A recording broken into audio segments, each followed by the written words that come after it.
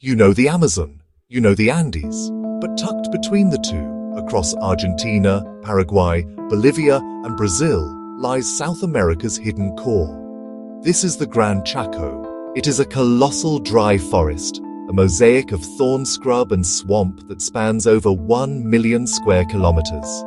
For 6 months of the year, it's a living kiln, baking its inhabitants under an invisible fire. Only the most specialized, most tenacious creatures can call this place home. Survival here is a masterpiece of endurance. Today, we follow the ultimate predator through this unforgiving world, on a desperate hunt dictated by the harsh extremes of the Chaco.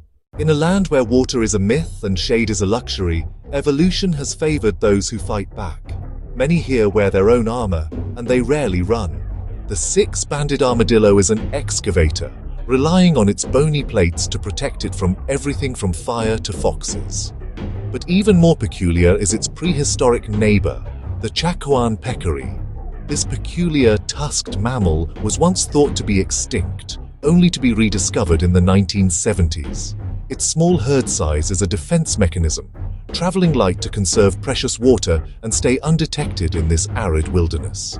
In the Chaco, water is not found, it is stolen. And when the sun sets, a different kind of thief takes to the sky, one with a beak as wide as its head. But the greatest scavenger, the silent cleaner, is everywhere.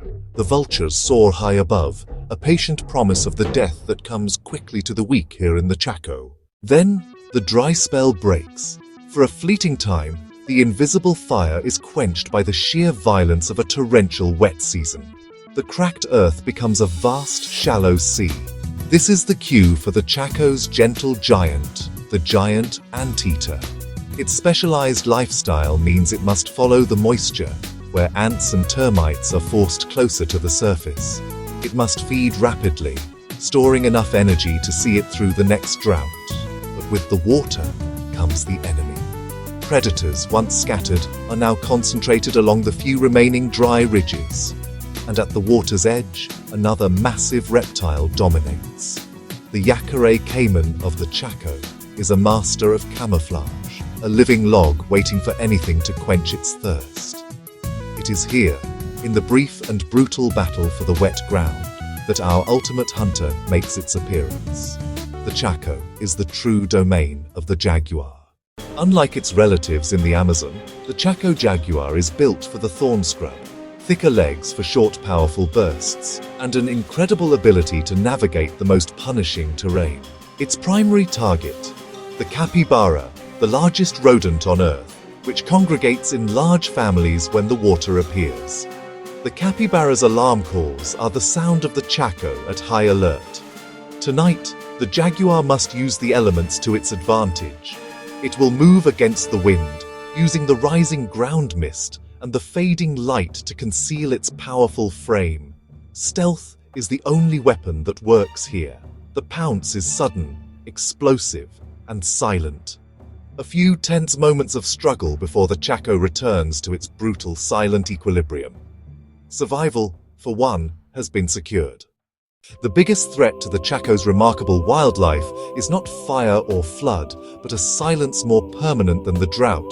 It's the sound of the chainsaw.